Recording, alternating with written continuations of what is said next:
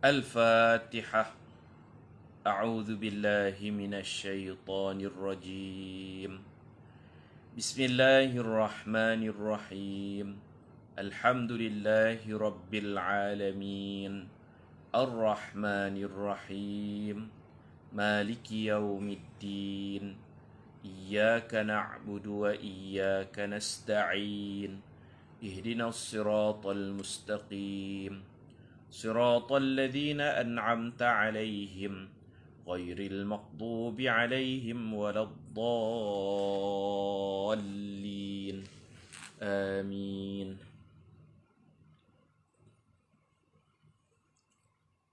بسم الله الرحمن الرحيم.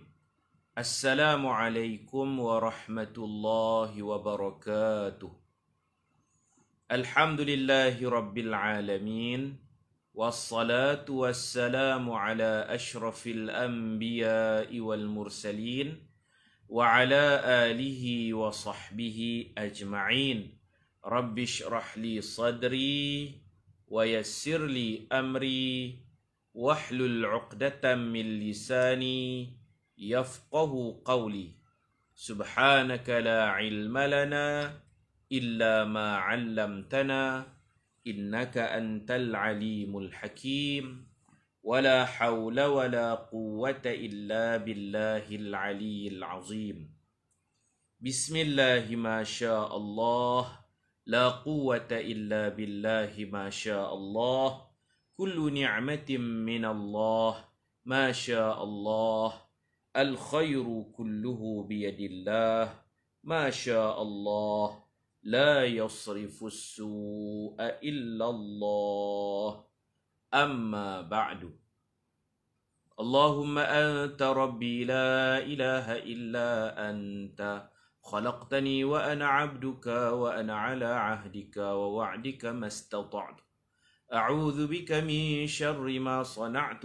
أبوء لك بنعمتك علي وأبوء بذنبي فاغفر لي فإنه لا يغفر الذنوب إلا أنت.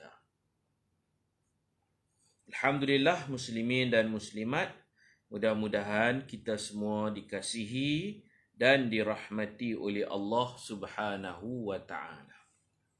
Kita sambung pengajian kita muka surat 46. Khurujun Nabi sallallahu alaihi wasallam minal ghar.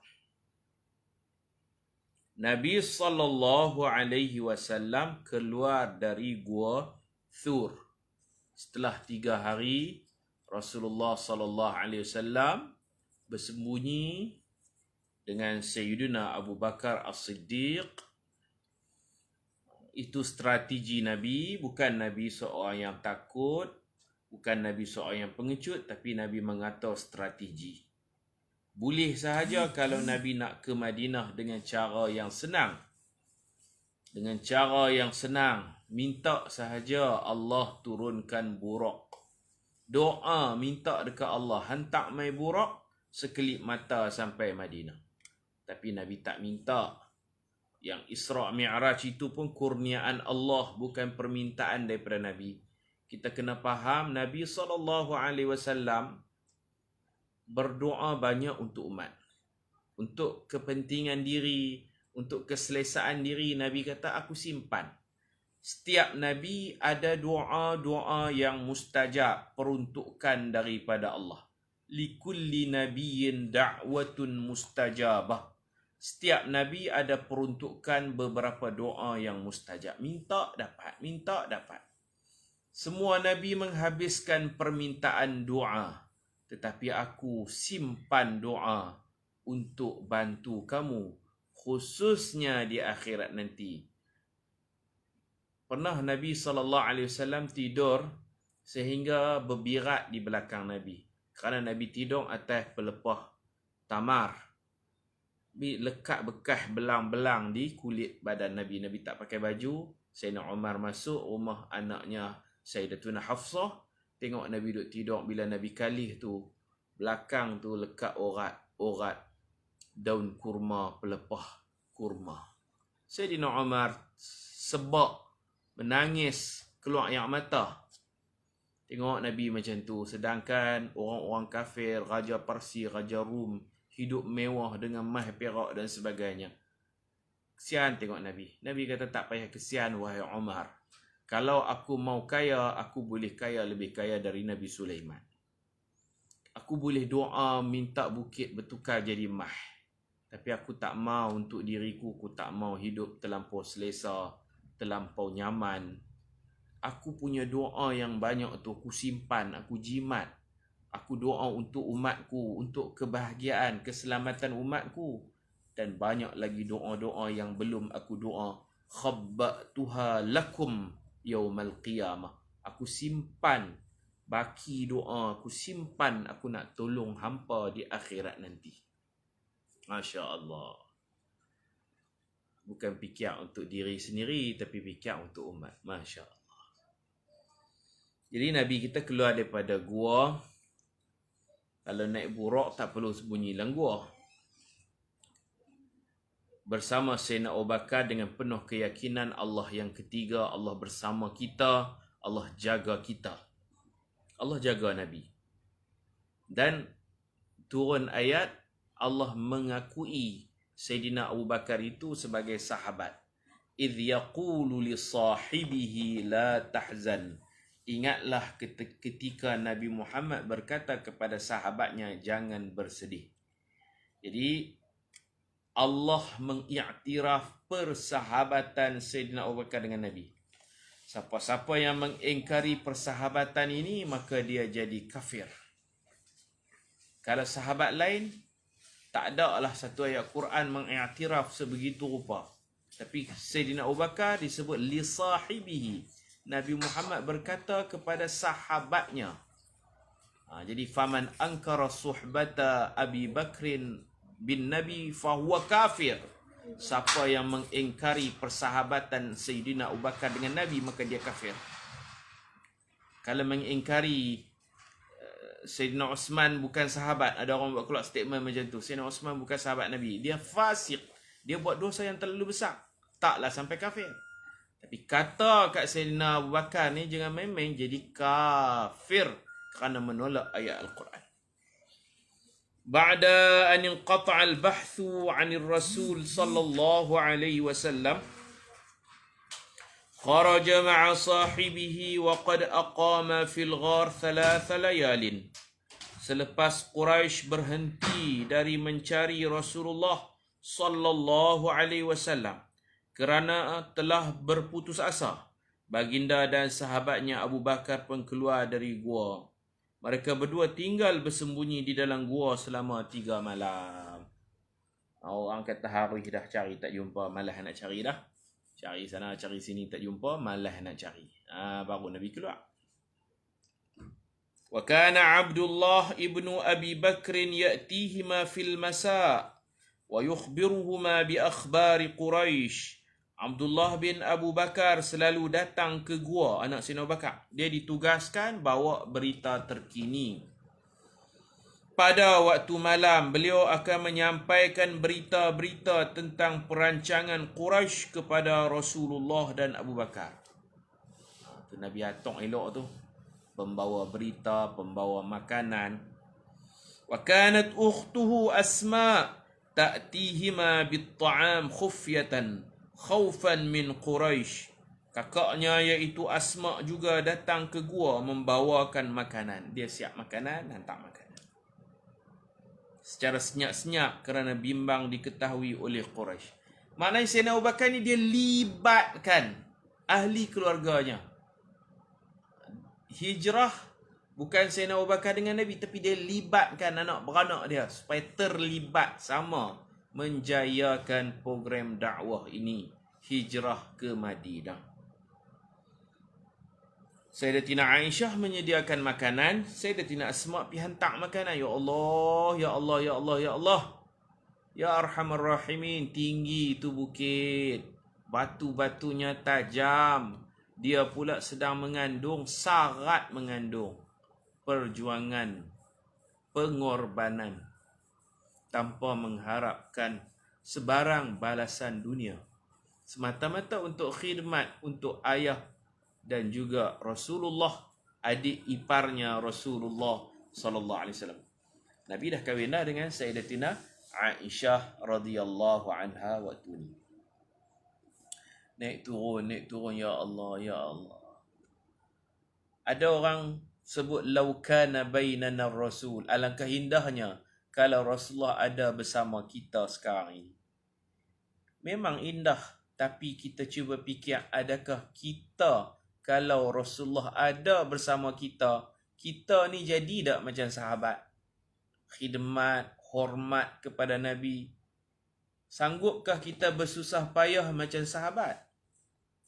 Atau kita na'udzubillah menjadi penentang Nabi? Watak kita Abu Jahal, Abu Lahab, na'udzubillah min zalik. Allah tak pilih kita kerana tidak ada persediaan jiwa, tidak ada persediaan rohani untuk kita berjuang bersama Rasulullah sallallahu alaihi wasallam. Seronok, memang seronok jadi sahabat Nabi. Tapi sanggupkah kita untuk berkorban macam sahabat-sahabat berkorban bantu Nabi sallallahu alaihi wasallam? Dia bawa makanan. Pernah dia kena penampak. Pernah dia bawa makanan, jumpa Abu Jahal. Abu Jahal tanya nak bawa pergi mana? Dia kata tak bawa pergi mana. Ayah hang ada mana? Dia kata tak tahu. La a'rif, tak tahu. Puak hang mana? Tak tahu, tak tahu. Abu Jahal angkat tangan dia dah lebak. Penampak perempuan yang sedang mengandung ni kena penampak terabuk habis makanan. Pernah dipenampak dan dia koyak lah. Pagi tadi saya cerita dah, Zatun Nitaqain, gelaran Sayyidatuna Asma. Perempuan yang mempunyai 2 tali pinggang. Dia potong tali pinggang dia. Dia belah tali pinggang dia untuk ikat makanan. Nak panjat bukit takut tumpah. Dia pakai sebelah lagi dia koyak.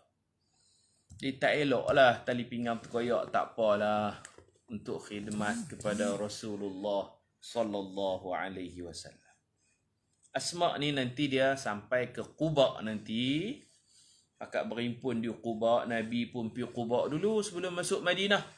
Akak berimpun di Quba. Asma ni nanti bila dia hijrah, dia sampai Quba, dia beranak di sana. Bila dia beranak, pakak seronok lah semua dapat baby. Baby muhajirin. Sedangkan sebelum tu orang-orang Yahudi Madinah dah baca jampi serapah. Yahudi dah buat jampi serapah. Tak mau bagi orang muhajirin beranak di Madinah. Kalau beranak pun anak akan mati atau cacat. Orang Islam pun takut jugalah. Tuk bomo Yahudi ni macam kita bomo Siam lah. Dia ada jampi serapah dia. Dia kata lahir mati. Sama ada ibu mati atau anak mati atau kedua-duanya mati. Kalau hidup pun anak cacat. Oh, tak syok dengar. Tak mati, tak cacat. Lahirlah anak Sayyidatuna Asma di Quba. Namanya Abdullah bin Zubair bin Awam. Zubair bin Awam berkahwin dengan Asma kan. Zubair bin Awam ni anak saudara Khadijah. Begitu menjadi biras Nabi. Anak saudara merangkap biras Nabi sallallahu alaihi wasallam. Zubair bin Awam. Nabi kata, bagi Nabi Isa itu ada penyokong kuat namanya Hawariyun. Penyokong kuat Nabi Isa. Dan Hawari bagi aku penyokong kuatku ialah Zubair bin Awam. Biras dan juga anak saudara Sayyidatuna Khadijah. Zubair bin Awam bin Khuwailid radhiyallahu anhu. Walamma ja'ahum ad-dalilu birrahilatain fi sabah al-yawm al-thalith rakiba wa sara qasidin al-Madinah. Pada pagi hari yang ketiga, penunjuk jalan datang. Abdullah bin Uraiqid nama dia. Dia bukan Islam tapi dia buat kerja yang elok, boleh kita guna khidmat dia. Datang membawa 2 kenderaan, baginda dan Abu Bakar menunggang kenderaan itu dan terus bergerak menuju Madinah. Dan ada satu lagi, seorang lelaki yang bawa kambing berjalan belakang untuk tutup tapak kaki Nabi. Dan bau kambing, sekumpulan kambing ini dibawa untuk mencelarukan hidung Abu Jahal. Abu Jahal dia ada satu ilmu mengesan bau manusia. Dipanggil ilmu qiyafah. Jadi bila kambing berjalan belakang, Abu Jahal mungkin tercari-cari Rasulullah dengan hidungnya, maka dia akan bau kambing lebih dahulu sebelum nak bau badan Rasulullah sallallahu alaihi wasallam. Tujuannya ialah nak bagi celaru hidung Abu Jahal. Wa qad lahiqa bihim fi at-tariq Suraqah. Ini ada seorang nama Suraqah bin Malik al-Ju'shum. Dia bertemu Nabi dan dia nak bunuh Nabi. Wa arada an yaqtula ar-rasul sallallahu alaihi wasallam fa fashila. Di tengah jalan mereka bertemu dengan Suraqah. Nama dia Suraqah bin Malik. Kan ada tawaran hadiah, siapa berjaya tangkap Muhammad dan Abu Bakar akan mendapat 100 ekor unta. Maka Suraqah ni dia mencari Rasulullah di satu tempat yang sangat keras, tanah keras. Tanah ni salabah. Salabah ni makna keras, tanah keras. Tanah tu berbatu-batu keras. Maka dia cuba untuk menangkap Rasulullah, nak bunuh Rasulullah. Tiba-tiba kaki kuda dia terbenam dalam tanah. Terperluih. Terbenam dalam tanah. Lepas tu dia turun daripada kuda dia, pegang pedang nak lari, nak kejar Nabi. Dia pula terbenam dalam tanah. Dia cuba bangun, keluar daripada tanah, lari, terbenam lagi. Padahal kawasan itu dikenali kawasan yang tanahnya, batunya sangat keras. Macam mana boleh jadi lembut, bagaimana dia boleh terperosok dalam tanah. Semua itu mukjizat Rasulullah sallallahu alaihi wasallam. Akhirnya dia tak berjaya, dia gagal, dan Nabi sallallahu alaihi wasallam tanya dia, kamu dapat upah banyak mana? Dia kata kalau berjaya tangkap Nabi, dia akan dapat 100 ekor unta. Nabi SAW kata kepada dia, aku janji kepada kamu, kalau kamu masuk Islam, umur kamu panjang, aku janji aku akan bagi kepada kamu gelang emas, mahkota emas Raja Parsi. Islam, Nabi kata dekat dia, ketahuilah Islam akan sampai ke Rum dan Parsi.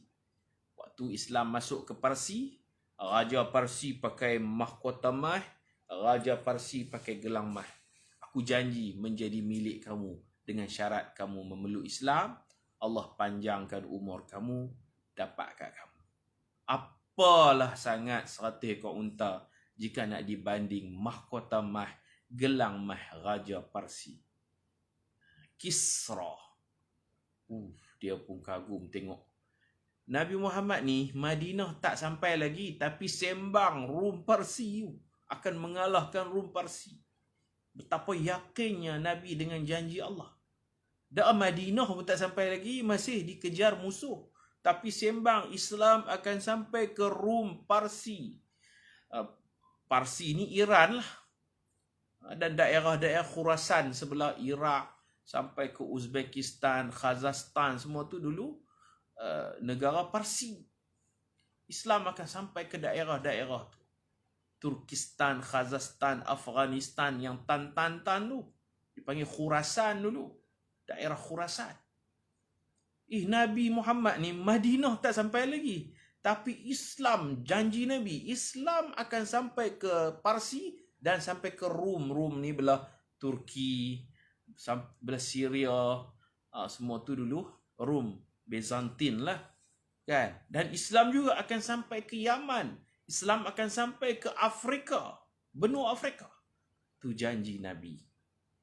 Allah panjangkan umur kamu, masuklah Islam.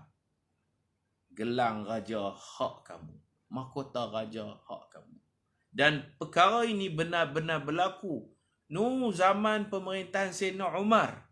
Zaman Sayyidina Abu Bakar belum lagi. Zaman Sayyidina Umar jadi khalifah. Islam menang dalam peperangan Qadisiyah. Kerajaan Parsi jatuh diurus takbir oleh Sayyidina Umar, Khalifah Islam yang kedua. Parsi jatuh bila dapat tawan harta rampasan. Sayyidina Umar kata, gelang raja dan mahkota raja kita tak bahagi-bahagi. Kita akan bagi penuh kepada Suraqah. Menangnya Suraqah. Teringat balik janji Rasulullah, ternyata Nabi tak cakap bohong, dapat kepada dia. Tapi dia pun seorang yang zuhud, bila dapat dia kembalikan semula kepada Baitul Mal. Ini Suraqah bin Malik Al-Ju'shum yang cuba nak tangkap Nabi kerana nak dapat hadiah istimewa, tapi tak berjaya dan Nabi beri hadiah yang lebih istimewa kepadanya. An-nuzul bi Quba, awwalu masjidin buniya fil Islam, singgah di Quba, masjid pertama yang dibina. Di Quba Nabi bina masjid. Dan orang-orang yang hijrah lebih awal daripada Nabi ni, kesemua mereka berimpun di Quba. Mereka buat kemah ni pun tunggu Nabi. Kan sahabat-sahabat dah berhijrah lebih awal daripada Nabi. Sayyidina Abu Bakar pun nak pergi awal, tapi Nabi kata, wahai Abu Bakar, tunggu dulu. Rupa-rupanya Allah memilih Sayyidina Abu Bakar menjadi peneman Nabi. Jadi golongan muhajirin yang telah berhijrah lebih awal daripada Rasulullah, kesemua mereka berkampung di Quba. Mereka duduk semayang jemaah pun di Quba. Yang jadi imam Salim, namanya Sayyidina Salim Maula Abi Huzaifah. Sayyidina Salim dulu dia hamba, Maula makna dibebaskan oleh Abu Huzaifah. Nama dia Salim Maula Abi Huzaifah. Dia jadi imam kerana dia banyak menghafal Al-Quran. Dan Nabi pernah puji Salim ini. Nabi kata, belajarlah Al-Quran daripada Sayyidina Abdullah bin Mas'ud, Sayyidina Salim Maula Abi Huzaifah, dan belajarlah Quran daripada Ubay bin Ka'ab, belajarlah Quran daripada Sayyidina Zaid bin Thabit, Sayyidina Mu'az bin Jabal. Ada beberapa orang yang bacaan Al-Quran mereka sangat fasih, tepat, dan mereka alim tafsir. Jadi di Quba, golongan muhajirin yang hijrah awal, mereka dah berkampung agak lama di Quba. Mereka duduk sembahyang berjemaah. Dan tempat yang mereka tunggu Nabi ni, Quba tu besar. Secara lebih spesifiknya, mereka tunggu Nabi, mereka berkampung di satu tempat nama Usbah. Ain Sad Ba Ta Marbutah, Usbah. Sehingga Nabi sampai, maka sama-sama berimpun di Quba dan mendirikan Masjid Quba. Yang jadi imam tadi, nama dia Salim bin Mi'qal, tapi lebih dikenali dengan panggilan Salim Maula Abi Huzaifah. Dia pun nanti dia jadi tu imam. Kita nak cerita sikit lah sebelum kita baca ni. Kita nak cerita beberapa nama sahabat yang sampai awal ke Quba. Yang hijrah awal, yang keluar awal dan mereka dulu sampai Quba. Yang pertama sekali nama Abu Salamah. Abu Salamah ini adik susuan Nabi. Dia sama-sama minum susu Halimah As-Sa'diyah di perkampungan Bani Sa'ad. Nama dia Abu Salamah. Dia first man, manusia pertama yang hijrah dan sampai ke Quba. Macam Nabi dah buat janji dah, siapa sampai tunggu di Quba. Nanti aku pun akan pergi Quba. Macam itulah sebelum masuk Madinah. Abu Salamah ini awwalu rajulin, lelaki pertama yang hijrah dan lelaki pertama yang sampai Quba. Mula dia hijrah, dia, isteri dia, anak dia. Dia Abu Salamah. Isteri dia dikenali dengan panggilan Ummu Salamah. Nama betul Hindun bin Abu Umayyah. Itu nama betul. Hindun bin Abu Umayyah bin Mughirah, Bani Makhzum. Yang kemudiannya menjadi isteri Rasulullah, dikenali dengan panggilan Ummu Salamah. Abu Salamah,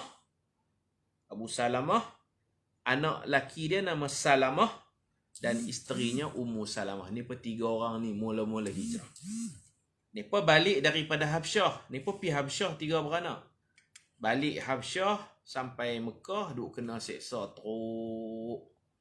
Sebab keluarga Abu Salamah ni pun kafir, keluarga Ummu Salamah ni pun kafir. Duk rumah pak mertua pun kena seksa, balik rumah sendiri pun kena seksa. Akhirnya bila Allah benarkan hijrah ni pun 3 beranak, kira nak belah pergi Madinah cepat-cepat. Sampai di tengah jalan, keluarga Ummu Salamah tangkap Ummu Salamah, tak bagi pi. Yang lepas suami dia Abu Salamah. Dan keluarga Abu Salamah ni pak ambil cucu, jangan bawa cucu kami. Ni pak ambil Salamah. Salamah diambil oleh keluarga mertua Ummu Salamah. Ummu Salamah ditangkap oleh keluarga dia sendiri. Maka berpisahlah 3 orang ni. Abu Salamah selamat sampai ke Madinah. Anak lelakinya duduk dengan Tok Wan yang kafir. Ummu Salamah pula dikurung oleh keluarga dia sendiri, Bani Makhzum. Kan Ummu Salamah anak kepada Abu Umayyah. Abu Umayyah bin Mughirah. Jadi Ummu Salamah ni dia sepupu Abu Jahal. Abu Jahal Amru bin Hisham bin Mughirah. Ummu Salamah bin Abu Umayyah bin Mughirah. Keluarga tu memang keluarga yang anti-Islam. Kata Ummu Salamah, aku rindu kepada anakku dan suamiku. Suamiku di Madinah, anakku di Bani Asad. Aku pula duk terasi. Setiap hari aku menangis, hari-hari menangis. Rindu suami, rindu anak. Dan setiap pagi dia minta izin dekat ahli keluarga dia untuk pergi ke hujung kampung. Tapi ni pantau lah, takut dia lari. Dia pergi hujung kampung daripada pagi, dia teriak sampai ke tengah hari. Kemudian orang ajak balik. Selama setahun mengalir air mata ni, setahun teringat suami, teringat anak. Mereka tak bagi pi Madinah. Suami dia sampai dah, dia tak sampai lagi. Sampai akhirnya di kalangan keluarga dia belah kesian. Keluarga dia ada yang belah kesian, ni perbincang balik, ni berkata biarlah dia pi. Dia pergi Madinah jumpa suami dia. Maka dia pun dibenarkan ke Madinah. Tanpa ada kenderaan, jalan kaki. Dia pergi ambil anak dia dulu, nama Salamah tu. Pergi ambil anak, nama Salamah. Bawa dukung anak Salamah ni. Sehingga akhirnya dia berjalan kaki sampai di Tan'im. Siapa biasa pergi buat umrah, kalau nak buat kali kedua, kita keluar ke Tan'im. Sampai di Tan'im, dia pun tak tahu nak pergi Madinah. Takkan nak dukung anak. Tak ada kenderaan. Mujuklah ada seorang lelaki. Lelaki ni dia kafir tapi dia baik hati. Nama dia Uthman bin Talhah. Uthman bin Talhah tanya, wahai Ummu Salamah, kamu nak pergi mana? Dengan dukung anak. Dia kata nak pergi kat suami saya di Madinah tu. Hang nak pergi dengan anak hang je. Jalan kaki. Tak boleh, kesian kat hang. Uthman bin Abi Talha ni dia tak Islam tapi dia belah kesian. Dia kata, mai aku tolong bawa. Pakcik ni lah. Uthman bin Abi Talha, pakcik ni dia nak tolong bawa. Dan dia bawa. Kata Ummu Salamah, ma ra'aitu sahiban qat akram min Uthman bin Talha. Aku tak pernah jumpa orang yang lebih baik, lebih pemurah, lebih berbudi pekerti daripada Uthman bin Talha. Walaupun dia kafir, dia bawa aku elok, dia tak ganggu maruah aku, dia tak cabul aku. Sampai tempat berehat, dia pergi jauh sikit, dia tidur, dia tak ganggu pun Ummu Salamah. Kalau tempat nak buang, nak qada hajat, dia berhenti. Dia qada hajat, dia pergi tidur jauh, dia pergi berehat jauh. Bila nak berjalan, dia mai bawa. Tanpa dapat upah 1 sen pun, tolong bawa, tolong hantar. Tolong hantar perempuan ni nak jumpa suami dia. Sebab tu Allah beri hidayah kepada Uthman bin Abi Talhah ni.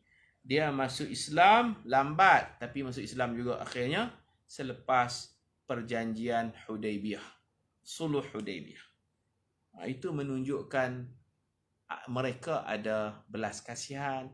Mereka ada akhlak mulia walaupun bukan Islam, tapi kadang-kadang mereka tak ambil kesempatan isteri orang, mereka tak cabul, mereka ikhlas tolong hantar ke Madinah.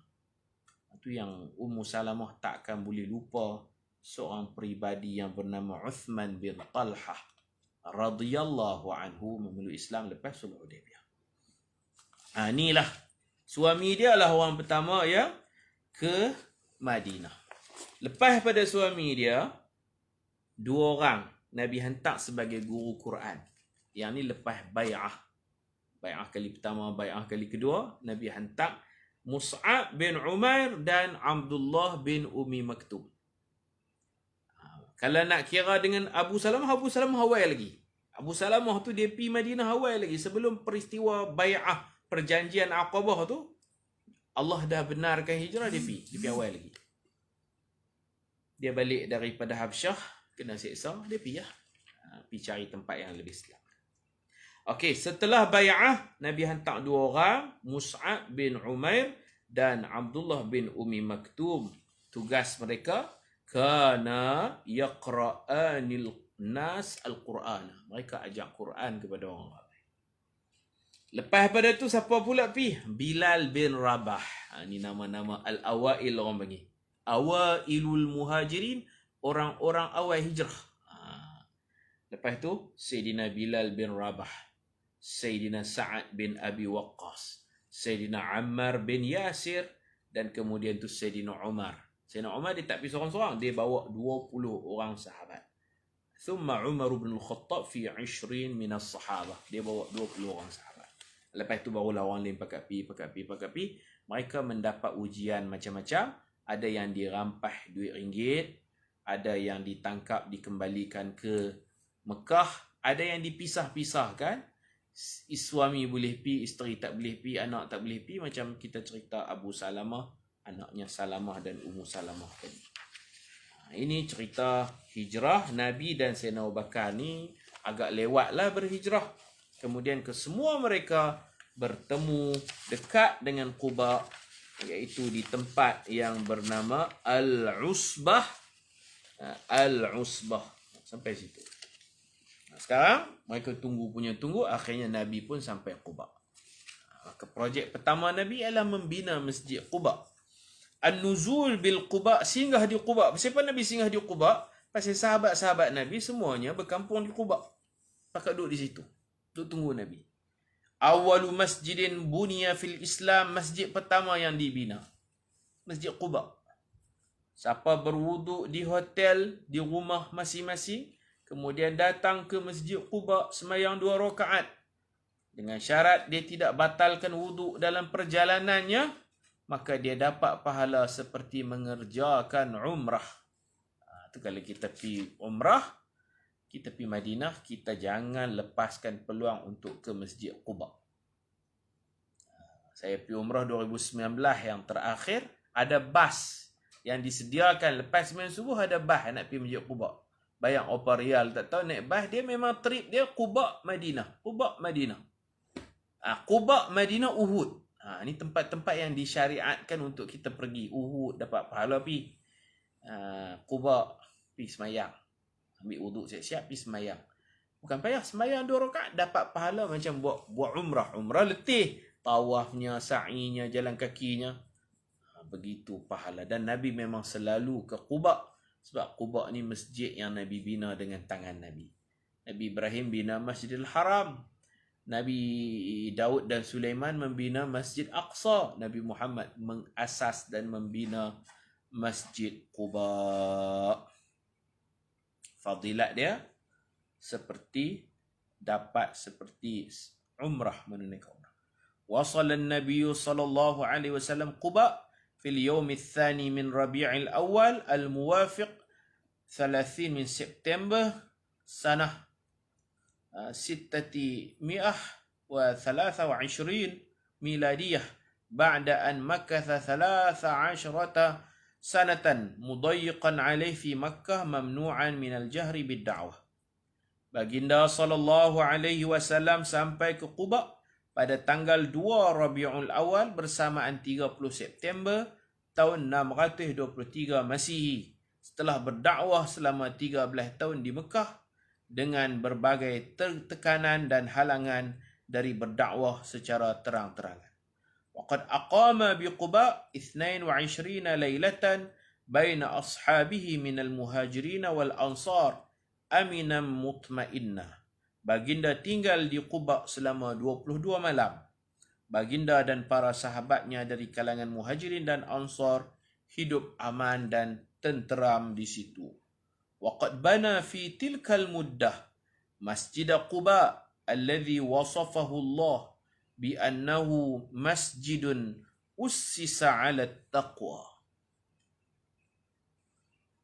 Dalam tempoh itulah baginda membina Masjid Quba yang disifatkan oleh Allah sebagai sebuah masjid yang diasaskan atas ketakwaan. Dipanggil juga Masjid Taqwa. Kalau dekat rumah saya ni Masjid Taqwa ni bertam indah. Masjid Taqwa. Masjid Quba dipanggil Masjid Taqwa. Ada soalan tadi selepas Sayyidina Bilal. Yang ni kita sebut awail. Orang-orang yang awal-awal hijrah. Orang-orang yang sampai awal di Quba. Mereka tunggu Nabi. Siapa orang awal? Paling awal sekali Abu Salamah. Tapi dia terpisah dengan isteri dan anak. Kisah sedih. Setahun tu isteri dia duk teriak, dia pun mesti teriak lah, teringat anak. Ni ambil anak, ni ambil isteri. Lepas dia pergi dengan linangan air mata. Waktu Ummu Salamah, lepas Abu Salamah meninggal, dia tak mau kahwin. Dia teringat ni. Dia teringat perjuangan dia, perjuangan suami, perjuangan anak, mengharungi detik-detik yang sukar ini. Dia tak mau kahwin. Dia kata, aku nak cari suami yang baik macam Abu Salamah. Tak ada. Dia pergi Habsyah sama, pergi Madinah. Tak nak pergi sama tapi tak sampai kan. Itu Abu Salamah. Lepas tu siapa lagi yang pergi? 2 orang. Nabi kirim bersama orang-orang Madinah yang mai bai'ah tu. 2 orang Nabi hantar guru Quran. Seorang celek, seorang buta. Seorang nama Sayyidina Mus'ab bin Umair. Seorang lagi Sayyidina Abdullah bin Umi Maktum. Yang dulu kita baca, Nabi tarik muka masam dekat dia. Allah tegur Nabi. Dia ni antara orang awal pergi. Buta-buta dia pun sampai awal. Ini pun berdua. Sayyidina Mus'ab bin Umair dan Sayyidina Abdullah bin Maktum radhiyallahu anhuma. Lepas tu siapa pula? Ada grup lain pula pergi. Ni grup Sayyidina Bilal bin Rabah, Sayyidina Sa'ad bin Abi Waqqas dan Sayyidina Ammar bin Yasir. Ni pun bertiga pergi. Dan selamat sampai 3 orang.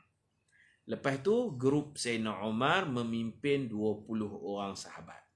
Campur Sayyidina Umar 21 lah. Dan orang lepas-lepas pada tu kita tak tahulah, tak dicatat dalam kitab. Cuma dicatat nama-nama orang-orang awal. Disebut tajuk Awailul Muhajirin. Orang-orang awal yang berhijrah. Ummu Salamah dia setahun kemudian baru boleh pergi.